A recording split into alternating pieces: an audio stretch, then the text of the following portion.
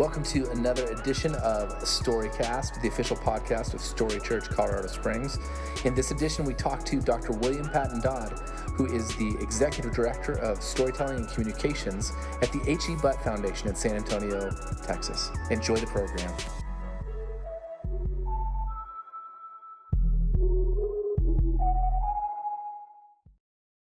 Patton and I have known each other for a long, long time.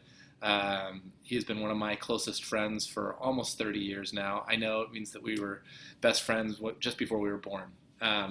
But Patton, you do a lot of work around raising awareness of systems of inequity and injustice in the San Antonio area and beyond. So can you tell us a little bit about, maybe your background and your work there at the foundation? Yeah, so at the foundation, I oversee communications for all the programs that the foundation runs, but I'm also kind of developing a program, a new program at the foundation that we call Storytelling for Narrative Change. And our intent with this project is to change the narrative about why poverty and inequity exist and persist in the San Antonio area. San Antonio has by some measures, the most extreme inequity in the United States. At least it's been at the top of the list in a few years in recent rankings. In terms of the wealth gap between its richest and its poorest neighborhoods, and it's a quickly growing city. Actually, the data that just came out showed San Antonio is number 2, just behind Phoenix, for fastest growing cities in the U.S. right now. So problems like this are going to, continue to haunt the city, and so we're trying to address the audience that listens to us, and which is a lot of leaders in San Antonio, business community, faith leaders in San Antonio, about who their neighbor is and why the neighborhoods across town are the way that they are. So we do that through making media. We do it through public events and experiences, like taking people on kind of journeys through these neighborhoods and letting them have kind of firsthand encounters. Yeah, that's great. So can you just, for those who are maybe unfamiliar with the language, can you talk about what you mean when you talk about like a system of inequity? Yeah. So I think of it, in terms of the difference between inequality and inequity. Inequality is often what people kind of enter into this conversation thinking about. Income inequality is kind of the most popular phrase, which is about outcomes, kind of where people end up. Some people have more, some people have less. That's just a natural phenomenon, right? I mean, there's there's all kinds of different ways to explain the different outcomes that people have. Inequity is really about access to opportunity, fair treatment.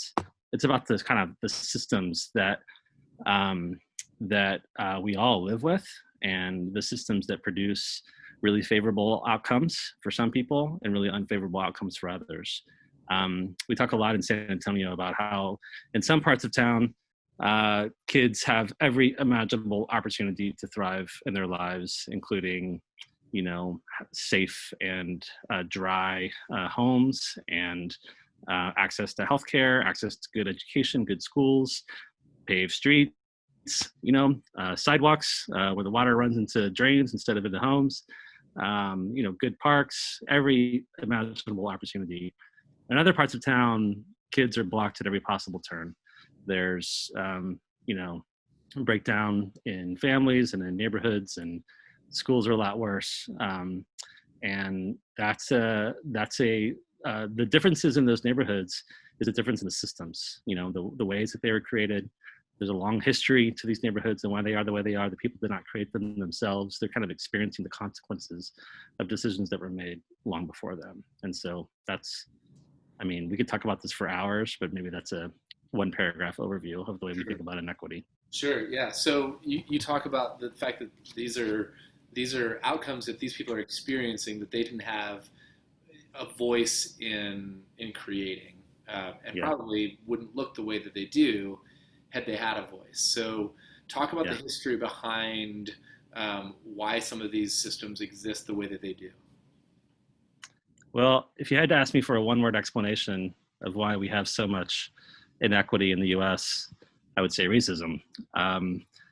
These these cities were designed by racist policies. And I'm not saying necessarily that it's racism in the way that we sometimes talk about it, as in hatred of other people just because of the color of their skin. Although that's definitely part of what was driving these things. I'm talking about policies that existed, like in San Antonio. You could not own, occupy, lease a home in certain parts of town if you weren't white. And you can look on the city code. What's that? And that's like in the city code, or how does that manifest itself? Yeah, I mean, it was at times. I mean, it's been illegal since the Fair Housing Act was passed in the middle of the last century. But for the first 50, 70 years of the building of a city like San Antonio, the only people who could have access to the well-built neighborhoods were people who were white, and that was written in housing deeds. Segregation by race for housing was just the law of the land in these cities. And there's consequences for that go on for generation and generation. Right. And then those policies were kind of doubled down even though it was made illegal in the middle of the last century after World War II. The GI Bill was introduced to help the soldiers who were returning home to get an education and make a life for themselves. And part of that included, government-backed mortgages to give people an opportunity to own a home. But if you may have heard the term redlining, which is about how banks at the time were using maps of their cities with red lines drawn around the neighborhoods that were full of brown and black people, and they just would not lend to those people. So even though it was illegal in terms of you couldn't have a policy that no black or brown people could live in certain neighborhoods, in effect, it was still mandated at the legal level, or at the government level, and in the way the monetary system worked. It just prevented people who didn't look like me and you from owning homes in high opportunity areas. Yeah, so for instance, I could afford the house. From my income, I could want to live there. I could have the right credit score. I could have all the normal things that a bank would look at until you looked at the color of my skin. Well, chances are you were you may be individually striving and kind of overcoming as maybe an individual African American household, but they weren't going to lend money to you to live in the part of town that you were most likely to live in. You know what I'm saying? Yeah. And moving from a black or brown neighborhood to a white neighborhood was, dang near impossible for most of the last century, or at least the first 2/3 of the last century, either because of policies or just because of prejudice. So as you can see, Patton actually just went back inside because the mosquitoes in Texas were eating him alive. But we're talking about the idea of redlining, for instance, and I guess there's a question that maybe someone would ask. Well, why would a brown or a black family want to live in a white neighborhood if there weren't healthy relations happening there ethnically? Why would they even want to live there? And I think I understand what you're saying is that it's not even necessarily an issue of social interaction so much as it is social opportunities. So all of the educational opportunities, all of the better schools, all of the better municipal services, those were in those white neighborhoods. Is that accurate to say? That's right. I mean, at some level, humans tend to sort with their own kind, and that does not always mean race. That means maybe just a lifestyle or values. And again, at some level, that's normal and natural, and nothing that we would want to critique. The problem is that the larger systems that determine things like quality of streets, quality of education, were set up to empower people who looked like me and you, and to disempower and oppress people who did not look like me and you. And even, even though I think what's challenging about this is that, I didn't grow up wealthy. I didn't grow up with a lot of access to opportunity. And a lot of people like me would say that, look, what's the difference between me and someone who is black? If I grew up poor, they grew up poor, I made it, why can't they make it? But I think that the more you think about this, especially the more you talk to and listen to our brothers and sisters with black and brown skin, the more you learn about the roadblocks and the walls that they can hit at every turn in life. The issues of racism go way beyond just what's in our hearts, and they go even way beyond just some of the larger things around housing that we're talking about. It's like at every level, it's kind of running through the system of the country and of the world. And I think that we're just grappling with this and coming to terms with just how deep this goes and how radically it has affected people's lives right now. Yeah, I think that's a great way to frame it. And I just recently read a concept called the bird cage, in terms of like how we can look at and view racism. So if you were to sit, put your face really up close to a bird cage, and close enough where you can really just see one bar, and look at the bird inside and think, oh, well, that's really easy for that bird to overcome. Like maybe there's a bar right here, but they could go around it, or they could go over it, or whatever. But as you shift your perspective and see that, oh, not only there's just one bar vertically, but there are a ton of bars vertically, and there's also a ton of bars horizontally, and you start to see the enclosure itself, you start to see the fallacy of the argument. Oh, well, I was poor too. Why? Because it's not just a financial issue. It's not just a redlining issue. It's not just a color of skin issue. It's not just an education issue. It's not just an enslavement issue. It's all of these things combined. And I love this quote. Ta-Nehisi Coates talked about the idea that like racism is actually not the child of race. It's the father. Right. It's like we see race when we want to see race, and when it's beneficial for ourselves or for whatever it is we're trying to procure. And I think especially with everything going on in our nation right now. On our last episode, we talked about this from the concept of like the construct of race, because there really is only one human race, biologically speaking, genetically speaking, from a DNA standpoint. From a DNA standpoint, you and I and every other human in the world are 99.9% identical. And it's just that 1/10 of 1% that defines your color of eyes and your skin tone and your body type and your IQ. All these different things all happen in that 1/10 of a percent. And to me, that is an example of God's creativity, and how when we're all 99.9% the same. We are all imprinted with the same image of God, which means we all have the same intrinsic, sacred, holy value and worth. But even within that one tiny fraction of a percentage, the diversity of our lives, the differences between you and me and everyone else we know, it comes to full bloom, and we get to see our differences as strengths and as ways that we complement one another, and ways that other people are beautiful in ways that we're not, and vice versa. And we've got to learn to sort of see those things for what they are and be willing to have, the right conversations moving forward. So I don't mean to pontificate. I actually kind of wanted to lead into the only way to sort of understand these things is through conversations like this, is through informing and educating ourselves. Clearly, protesting has a place. I've said recently that protest helps to shape policy, public policy, and that is necessary and right and good. We do need to shift policy, and you're talking about some of those policies that need to be changed, or that even have been changed and then just ignored. But then conversation is what builds community, and shared language, shared experience over time is what builds culture. So these conversations need to lean into community and lean into culture shift, and that's where we really start to see the power of our identities at work for good. So within that context, tell me a little bit about the way that you are going about telling some of these stories so that people can understand better.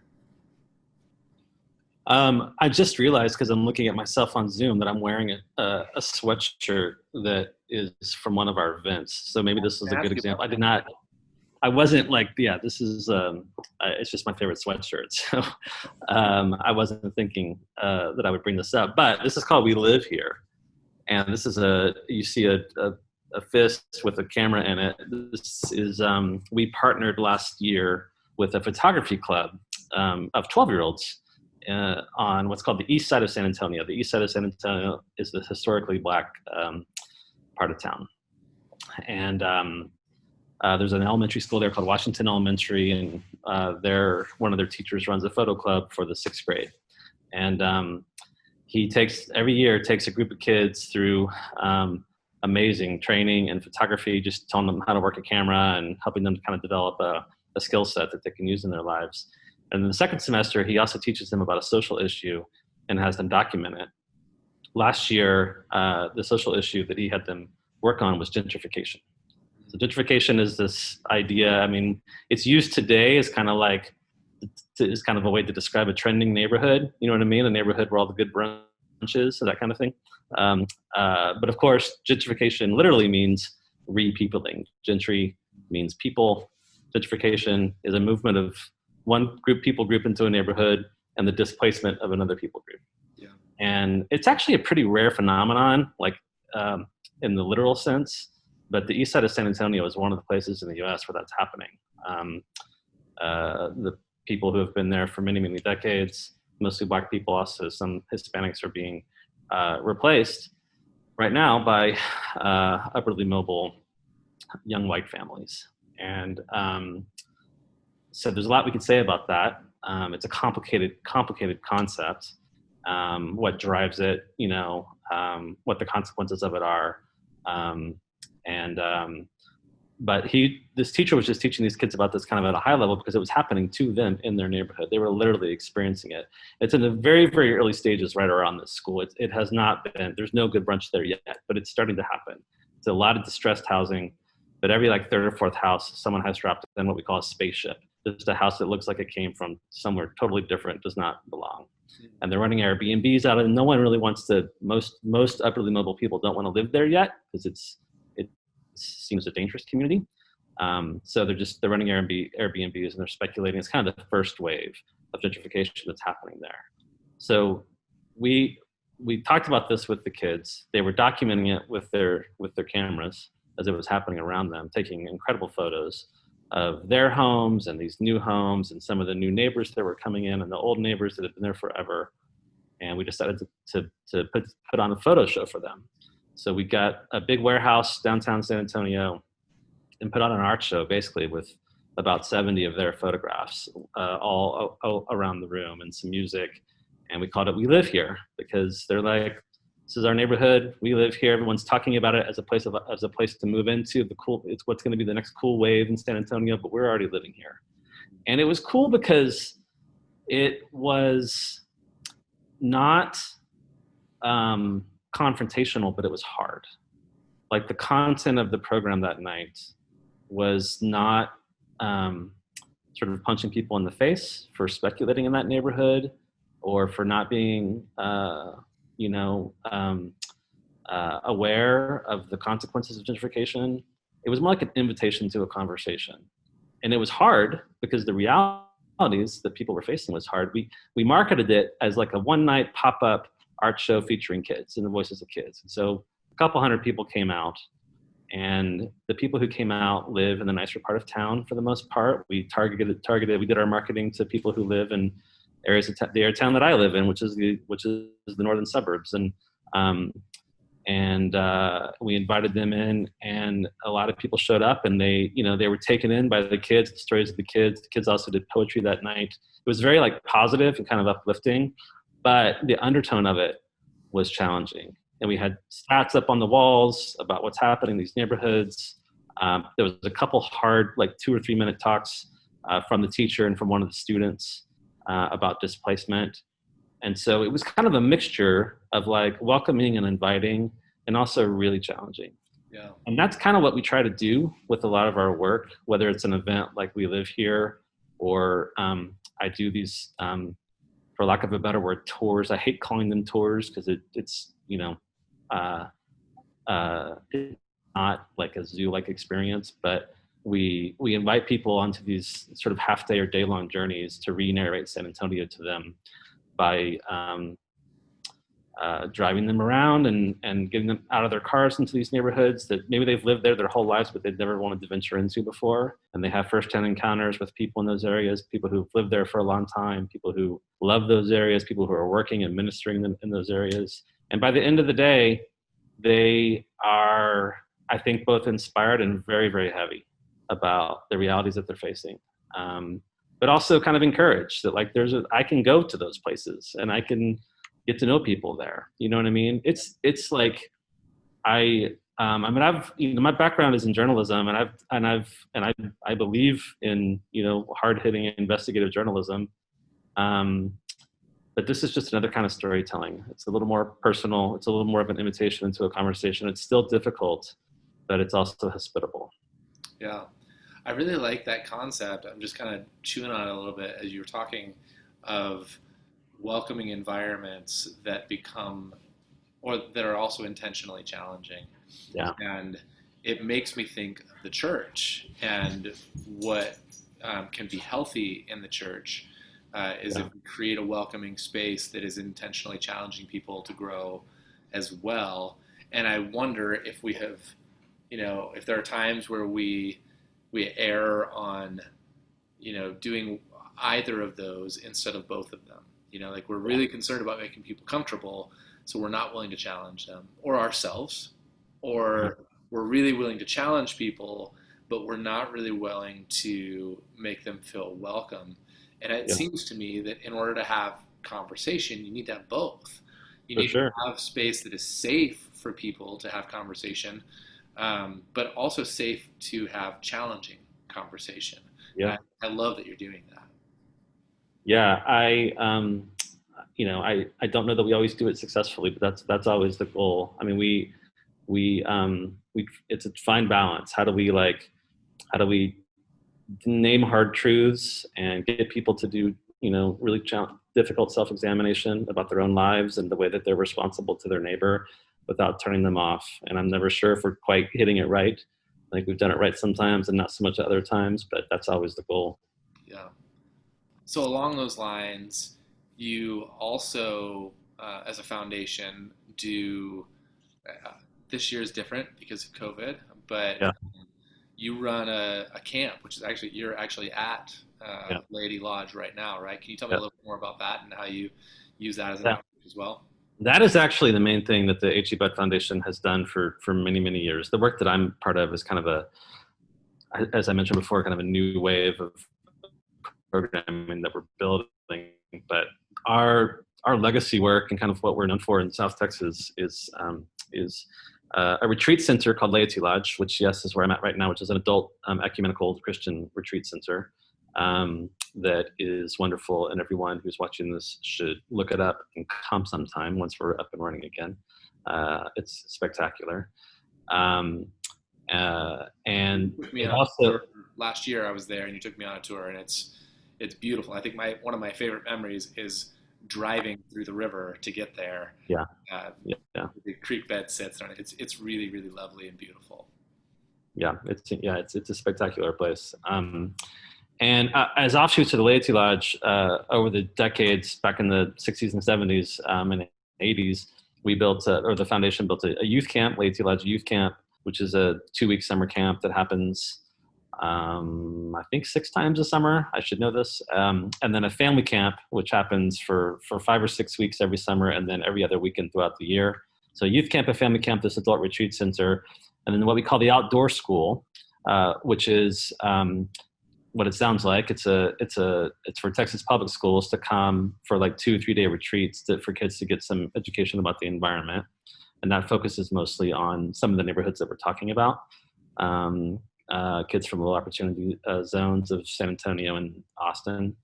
And then finally, we have what's called the H.E.Butt Foundation Camp, which basically makes all these facilities available free of charge to people who serve, people with challenges, like the nonprofit community, churches. And that's most of what the foundation does in terms of just the population that it serves. About 22,000 people a year come to the canyon, call it the canyon, through the H.E.Butt Foundation Camp. So that's, yeah, like I said, that's that's kind of the legacy work of this organization. This property, it's a 2,000 acre property in the Hill Country, about 2 hours northwest of San Antonio, about 3 hours west of Austin, and for years and years and years, this was kind of, the heartbeat of the organization. It really still is, but we're starting to do work that's rooted in San Antonio and in this rural Texas area that we serve here. That's more around community development. So we're addressing issues like poverty, mental health issues, and those kinds of social ills. Yeah, that's great. I can also vouch that if they're in the area, that you can find them the best breakfast tacos they've ever Oh had. yeah, yes, and they're in San Antonio and not in Austin, but we do have mind-blowing breakfast tacos. You can throw a rock and hit a great taqueria in Yeah, San Antonio. yeah, Yeah, I can attest to that. yeah. So how do you feel like you are? Do you feel like you are making a difference? Do you feel like there are some things that you've done over the last several years, like, oh, I can point to this and this, that feel like they were, mile markers on the journey, that like this is actually starting to affect some change in positive ways? Wow, that is a hard question to answer. We have a lot of anecdotes. Like we write and publish stories. We put out other kinds of media. We're working on some audio journalism stuff right now. We do these events, like I told you. The feedback from those is always powerful. People say, "I did not know this. I've learned a lot. I have a lot of thinking to do. What more learning can I do?" They're always asking for more resources for reading and learning, things to watch. I think that indicates some change, just the willingness to learn. Um, Definitely, people are always wanting to give, and so we can kind of direct their dollars if they want to give to nonprofits that we introduce them to, that kind of thing. We know those things are happening, but the bigger change, the change that could really impact some of these neighborhoods long term, that's a long road, and we're going to be on it for a while. Yeah, yeah. We're gonna have another guest on Storycast in a couple of weeks here, who you also know. His name is Rob Stennett, and he has a master's in film from USC and has produced. He's a award-winning author and has produced all kinds of productions over the years. And we were talking a little bit today about what we might talk about it in our discussion. And I think the hook that we're going after is the idea, like the question: does story really have the power to shift the fabric of culture? And I think that's a fascinating question. I like to believe that it does, but here you are talking about some anecdotes and some stories that you guys are experiencing. Do you feel like the stories that you're telling have that power? I think stories have that power. Whether the particular stories that we're telling always have that power, I think we have hits and misses. You know what I mean? It's a bit Yeah. like kind of working on your batting average. I'll tell you that one thing that we're learning is that we don't have to be the ones to tell these stories. It's about elevating voices of the people whose stories they are. We've started to shift to that more and more. It's not Patton Dodd's byline. It's, meeting someone. In fact, this happened to me just a few months ago. I was interviewing this woman whose story was fascinating, and she was also really eloquent Mm. and just a good talker and a good storyteller. So at one point in the interview, I just said, I think you're the one who should be writing this story. And she was like, nope, never going to do it. And then I asked her again, and she's like, well, let me get back to you. And then I called her, and she cried, and she was like, I don't think I can do it.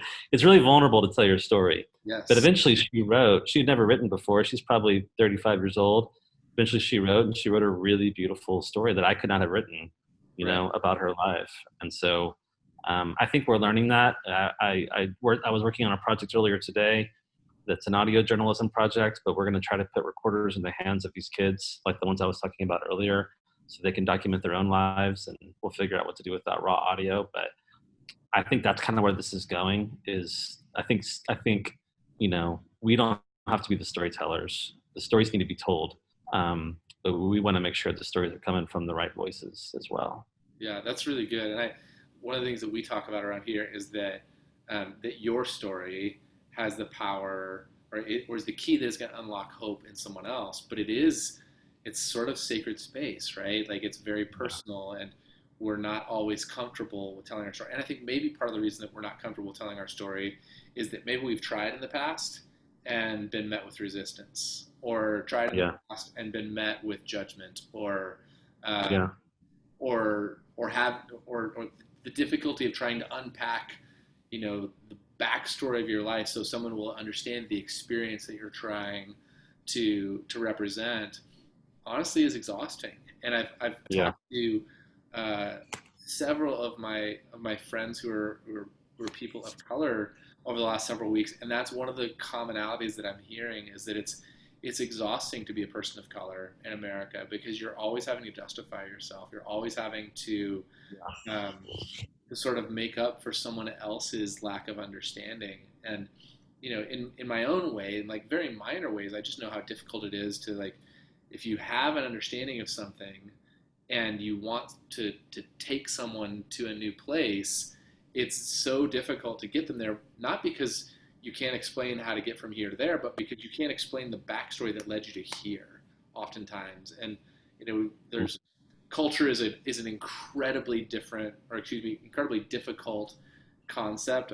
I read, Andy Crouch says that next to nature, culture is the second most complex term in the English language. So culture is obviously very, very complex, but a simple definition of it, or a working definition, is that it's shared experience and language and stories over time. And in order to, if we're going to make a difference in culture, if we're going to make a difference in one another's lives, we actually have to be willing to sit in one another's lives, which means we have to be willing not only to hear one another's stories, but, like, I love that you're empowering the voice of other people so they can tell their story. Like, they can tell it, like you said, in a way that you can't. You may be able to objectively come from the outside and say, hey, this point and this point and this moment are really powerful. You should focus on those things. But it's vulnerable, and I'm grateful that there are people out there like you that are trying to empower the voices of other people, because I think that's part of what needs to happen. Yeah, absolutely. I mean, we all need to be in a listening and learning posture. The stuff we talked about at the top of this conversation around inequity, it's really complicated. And I think it only really begins to make sense. And you can really only, I think, develop a sufficient even desire to understand some of the deeper systematic issues that we were talking about when you know people who have suffered the consequences. Right. And you come to I think hear them and love them. I think there's something there. Like, you're talking about how these are really complex, really nuanced issues.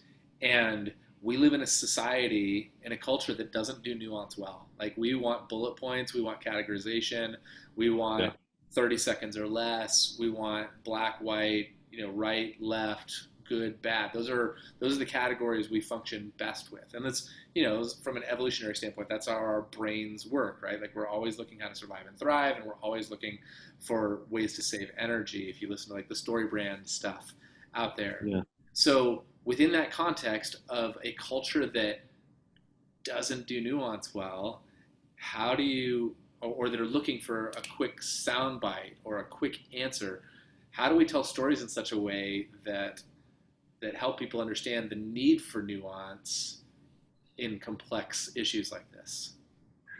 I mean, this is a question that I literally stay up late at night thinking about and wake up thinking about in the morning. I don't know. We are trying to do it in all kinds of ways. I mean, my background a few years ago, the first attempt we made at doing what all this we're talking about with you is running a nonprofit newsroom, doing kind of investigative work on these issues on the policies in San Antonio. And, we were effective at generating news and at breaking some news in some cases, and doing some important work on the legacy of these terrible policies in San Antonio and how they were affecting people. However, you could see in our analytics that we were preaching to the choir. Like, the people that were reading that material were the people who are sort of already know these things and just enjoy reading about it. Yeah. And may need better information to do the work that they're doing. I think that's important work too. but it wasn't what we set out to do. We set out to grow the conversation and to add new people to the conversation, and we weren't really doing that. So we wound down that project and are doing what I've been describing to you tonight. It's not an approach to storytelling that's much more personal and that's much more hospitable. There's some surprises and some difficult truths in it, but I also think that like it's a mix of, it's the in-person stuff I'm talking about is important, but it's also a mix of media, and it has to be, you know, authentically done. I feel like when I go out and interview someone these days, and I sit down to either write or make a video about them or produce some audio journalism on them, I've told my wife a lot that I feel like I am trying to learn how to write all over again, or learn how to make video all over again every time I do this, because the old models that I was trained in, I don't think are really effective here. I'm trying to win someone's attention to something that they don't really want to think about. It's going to appear in their Facebook feed or their Instagram, and there's a million options of things for them to click on. And I'm trying to win their attention to this thing and to this cause and to this person that I'm talking about. And it's really a creative gauntlet to try to figure out how to do that. So, I mean, I could give you a lot of detailed examples of ways that we've tried it, but I'm just telling you that, like, I'm asking that question all the time. How do we do this? How do we do it in a fresh way? How do we do it in a way that really make people pay attention? It's really tough. Yeah.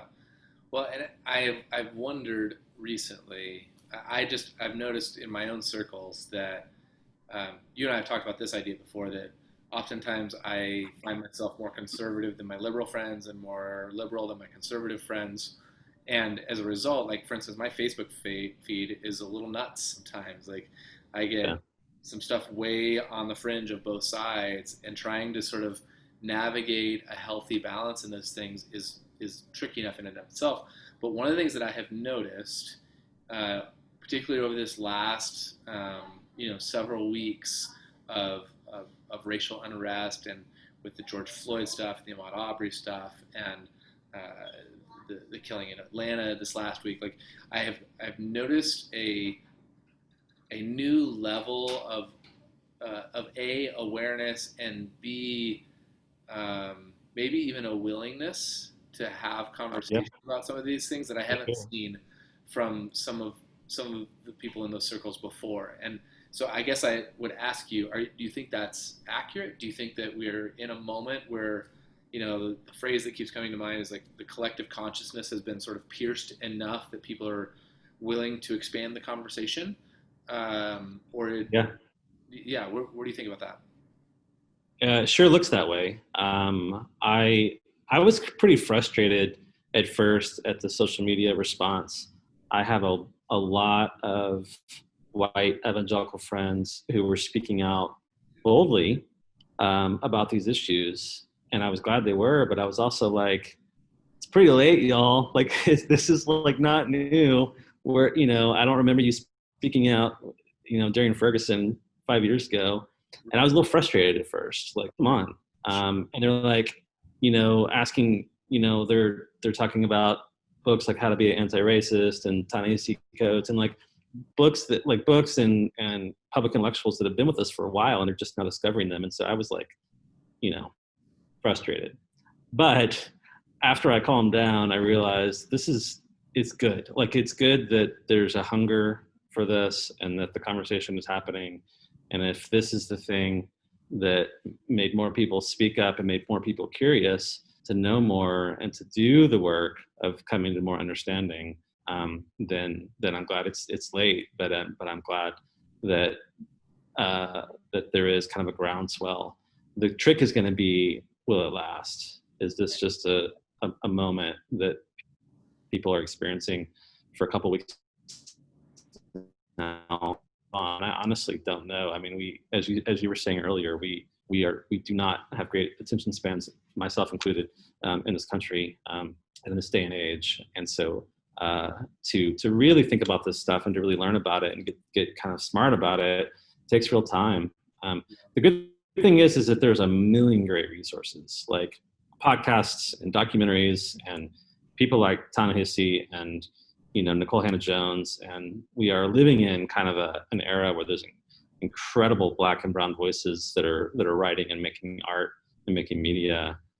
So I mean, it's easy to find really, really rich material right now for people who want to learn. Yeah. So for somebody who's saying, "Hey, you're right. I didn't speak up at Ferguson. I was, waiting for the rest of the story at that point or whatever." But the George Floyd thing put me over the top. Like seeing 9 minutes of that kind of terror was what finally put me over the top. And I said, "No, this is enough. This can't go on." For those people who are new to the conversation, who are well intentioned, but self-described as naive in terms of the issues that are at play here. What are some of the best, like sort of, I hate to say it this way, but like, 101 entry level, get me a lay of the kind of resources that you would recommend? Yeah, I can give you a bunch. I think that one thing that I think about a lot is a podcast episode called "The Problem We All Live With."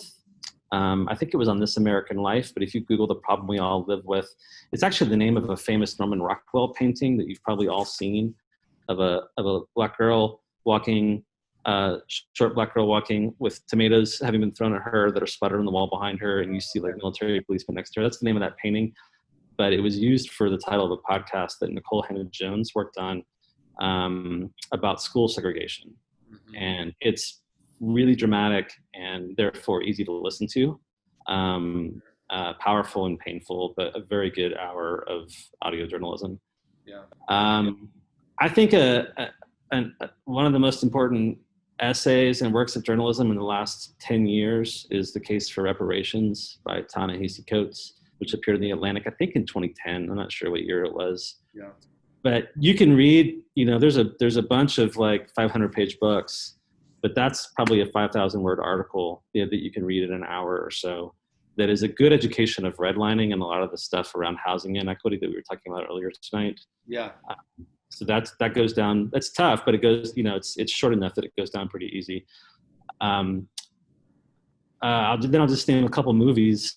13th, which is on Netflix, which a bunch of people have watched of late. I've seen it trending on Netflix. Is fantastic. And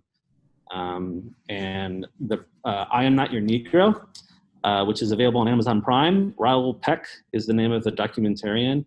It is a masterpiece documentary. Yeah. And it's about James Baldwin.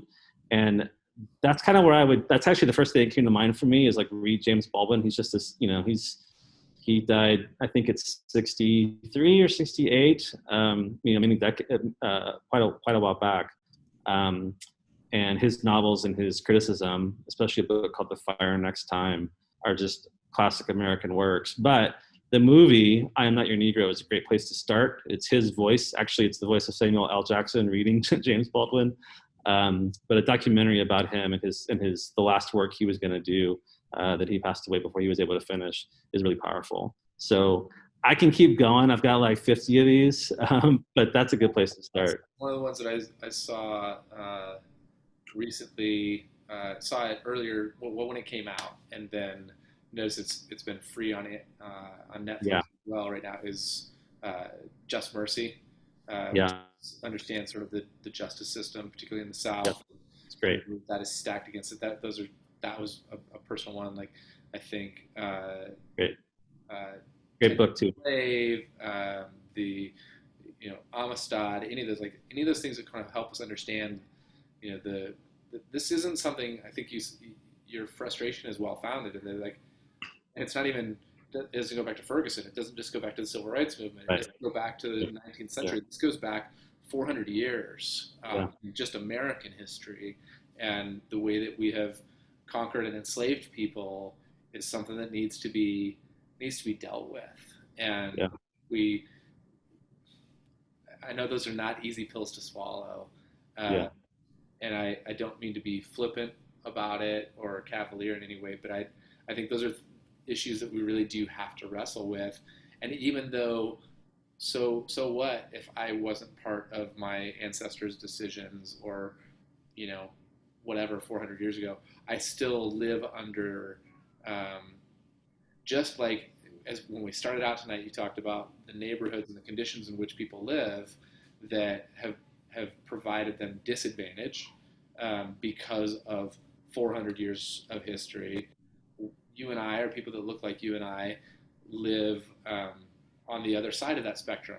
Where we didn't personally engage in those things necessarily, but we live with the benefit of those things over the last 400 years. And it's, if nothing else, it's important for us to recognize that and be willing to have some empathy. And I think stories, I think articles and essays and anecdotes, movies, those have the power for us to sort of go, oh, okay, I have a little bit better emotional understanding of this now. That doesn't make me an expert, doesn't mean that I'm going to solve all the world's problems, but at least it positions me to begin to, be willing to have the right conversations with people that I know, and maybe be more intentional about what those conversations look like moving forward.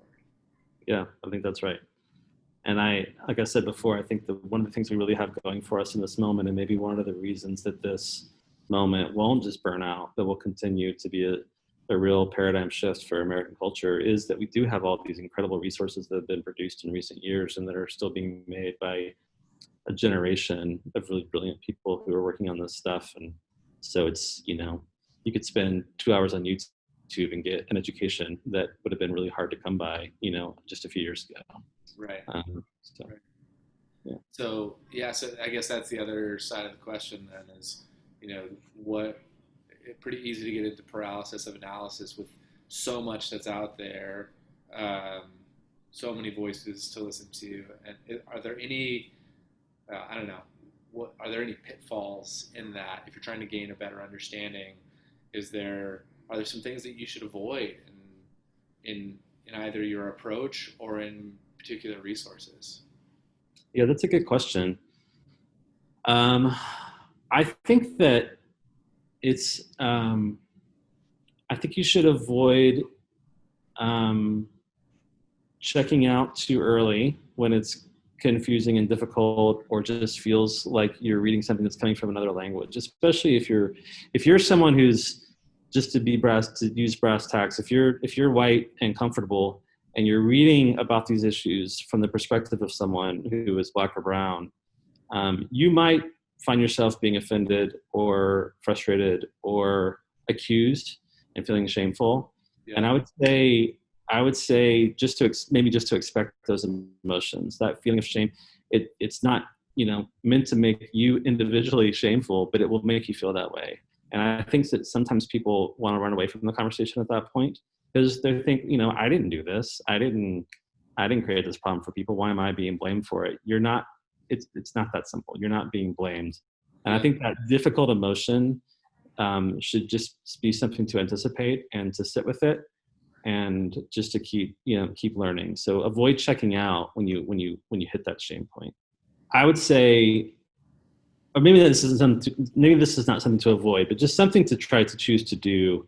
Is there's a lot of talk these days about decolonizing your bookshelf, which just basically means, thinking about what perspectives are you listening to, and how many of the perspectives are you listening to look just like you look. Yeah. And there's something to be said for just maybe diversifying your bookshelf is a softer way of putting it, but make 8 of the next 10 books you read, or movies you watch, or podcasts you listen to be from people who don't look like you, and who come from a different class and a different system, a different upbringing. Just absorb it. You know what I mean? Just be a sponge. Don't make any quick decisions about it, but just start listening to those voices. I think that can be really exciting and interesting and enjoyable, because the world is a complicated and bountiful place filled with people who have had just an array of experiences. And I think it can be kind of like, I think it can be entertaining actually to kind of encounter these voices, but it's worth thinking about how many of the people you listen to, the people who make your movies, make your podcasts, write the books that you read, make the TV shows that you watch look just like you do, and trying to diversify that a little bit. Right. Yeah, I just recently came across some stats about that. 95% of the people who make movies 95 of the top 100 movies made in, a few years ago were made by white males, and 85% of the people who make decisions about the music we listen to are male, and 84% of college professors are white. 82% of teachers are white. The U.S. Congress is close to 90% white. The presidential cabinet is 91% white. The number of people on the Forbes 100 list are all these obvious power centers or influence centers are controlled by people who are typically white males, and which makes me like, oh crap, but I'm a white male. What do I do with that? And I think you're alluding to that a little bit. You don't have to necessarily feel personal shame about that. Now, if you've done something that has Sure. been offensive, or you have participated in activities that are unjust, or you should rectify that. You should make that right. But I think one of the things that we miss, particularly in the Christian faith, is that we're so focused rightly on our reconciliation of ourselves to God vertically. That is absolutely a singular tenet of the gospel. But another singular tenet, maybe the two, Jesus said this: love God with all that you are, and love your neighbor as yourself, which means we're to be reconciled to Him and to one another. And so God's plan of redemption and reconciliation is vertical and horizontal, and it may be the greatest act of empathy in history is the incarnation, is Jesus' willingness and desire to come and live like we live, to experience the things we experience, to walk in our shoes, to be tempted as we were tempted, all of those things. That is the example that we're to follow, is to love God. And then it takes time and energy and effort to love one another. And there's lots of scriptural stories with whether it's the woman at the well or the Good Samaritan, or there's all kinds of different places where Jesus is very specifically addressing racial issues that we sometimes are those things are lost on us because we're 2,000 years separated from the text. But these are not new issues, and they're things that we as people of faith are required to wrestle with. It's not just about my relationship with Jesus and do I get to go to heaven or not. It is partially about that, but it is also about my relationship with others and how I manage those things well. Yep. Yeah, what comes after Jesus saying, love Lord your God, all your heart, mind, soul, and strength, and love your neighbors yourself, is a really a question that was meant to trip him up. Well, then who is my neighbor? And Jesus responds with a story that actually invokes everything we've been talking about tonight. Yeah. It invokes race and class, and othering and coming across differences and being surprised by who heroes are. Yeah. So sitting with that story over and over again for the rest of our lives is also something we can all do, in response to all these things. Yeah, I actually really love is the wrong word. It was really fascinating for me. I preached on that scripture segment a couple of years ago, and what stood out to me is, we've all heard the story of the Good Samaritan, right? We know that it's the professional clergy people that passed him by, not just passed him by, but like went to the other side of the road and ignored this man. And then the Samaritan comes along, who is racially different and despised by the Jewish people. He comes along, and he's the one that helps him. And the part that stood out to me the most this last time I studied it was that when Jesus said, "Who then was the neighbor?" And the Pharisee he's questioning, or I can't remember if it's the Pharisee or the rich young ruler, but he says, "Who then is your neighbor?" He can't even bring himself to say the word Samaritan. He said, "Oh, right. That one that helped." There's this almost linguistic distancing even in the answer. Even when he gets it, he still can't say. You can sense the racism taking place in that moment. And so it's like, okay, how do we manage that? How do we deal with these issues of the heart that they've been part of the human condition for a long, long, long time? How do we manage that well? And I think the answer, or part of the answer, is that we begin to have these right conversations, and humble enough to listen. I think you said it earlier, like just to be finding ways to be in a listening posture, create listening devices, create opportunities to learn and to be humble enough to go, okay, my experience is not all of the experiences. That's right. I think that's right. I think that, and then you mentioned the incarnation, which is about presence, being present to people. And sometimes that's hard to do and it requires sacrifice. But I think that's the sacrifice that's required, especially of people like me and you right now and in the years ahead. Yeah. So I've been kind of playing with this idea, like what is something in the midst of all the things that you're doing right now that's giving you hope?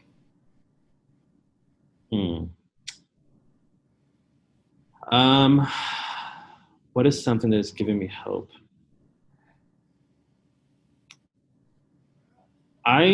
When I first started this work, I was really nervous to go into these neighborhoods that are the most troubled neighborhoods in San Antonio.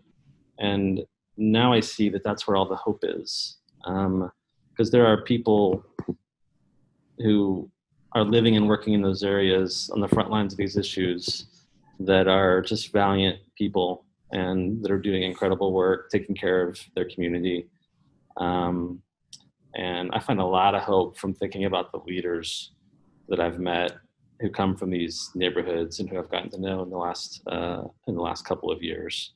And the lives they're living are just remarkable to me. They really believe in their people, and they really believe in overcoming, and they fight through all kinds of challenges, just to take care of their own. Nothing can get them down, even though they face some of the hardest challenges you can imagine. Right. Yeah, I think that's probably the best answer I can give you. For those of you who are tuning in, thank you for taking your time to be here. Thank you, Patton, for being here, for the work that you're doing. If you would like to hear more stories like this, make sure that you subscribe to the podcast, like and share this on the social media channels that you use the most. And we look forward to engaging more with stories that change lives here on the Storycast. Next time we will be talking to Nolan Ebel, who is a semi-professional basketball player, just graduated from college as a Division III phenom, and is navigating the world right now trying to figure out how to live out his story as a basketball player and as a believer in Christ, and how those things intersect in his life. So looking forward to having you again here on Storycast, and we'll see you guys next time.